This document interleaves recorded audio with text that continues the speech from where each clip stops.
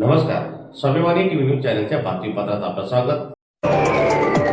श्रद्धा शिक्षण संस्थेच्या अध्यक्षांवर कारवाईबाबत आमरण उपोषणात बसलेले पीडित कुटुंबाला भीम आर्मीने दर्शवला जाहीर पाठिंबा।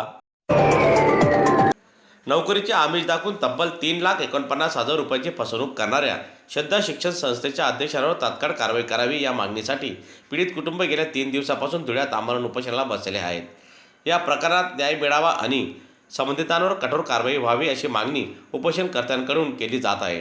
दरम्यान आज धुळे जिल्हा भीम आर्मी संघटनेने उपोषणस्थळी भेट देत पीडित कुटुंबाला जाहीर पाठिंबा दर्शविला। भीम आर्मीच्या पदाधिकाऱ्यांनी प्रशासनाने तातडीने लक्ष घालून दोषींवर गुन्हा दाखल करावा, अन्यथा तीव्र स्वरूपाचे आंदोलन करण्याचा इशारा त्यांनी दिलेला आहे। यामुळे या प्रकरणाला आता सामाजिक आणि राजकीय पातळीवरही महत्त्व प्राप्त झालेले आहे। धुळे येथील श्रद्धा शिक्षण संस्था याचे अध्यक्ष श्यामकांत सनेर आहेत। यांनी नम्रता आहिरे या ताईस नोकरीचे आमिष दाखवून 3,49,000 रुपये घेऊन नोकरीचं आमिष दाखवलं। तसेच याच प्रश्नावर त्यांचे पती संतोष निंबा इंदवे यांनी जाब विचारल्यावर श्यामकांत सनेर यांनी राजकीय ताकदीचा वापर करून संतोष निंबा इंदवे यांना मारहाण केली।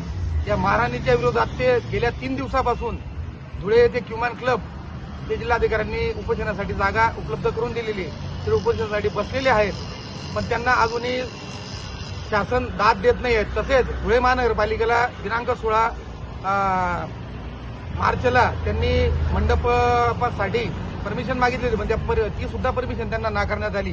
म्हणजे श्यामकांत सनेर त्यांचा राजकीय शक्तीचा ते राष्ट्रवादी काँग्रेस पार्टी अजित पवार गटाचे असल्यामुळे, सत्ताधारी असल्यामुळे या पर्यावरण या बौद्ध कुटुंबावर अन्याय करत आहेत आणि अन्यायाच्या विरोधात त्यांच्या उपोषणाला भीम आर्मी भारत एकता मिशन धुळे जिल्ह्याच्या वतीने जाहीर पाठिंबा देण्यात येत आहे।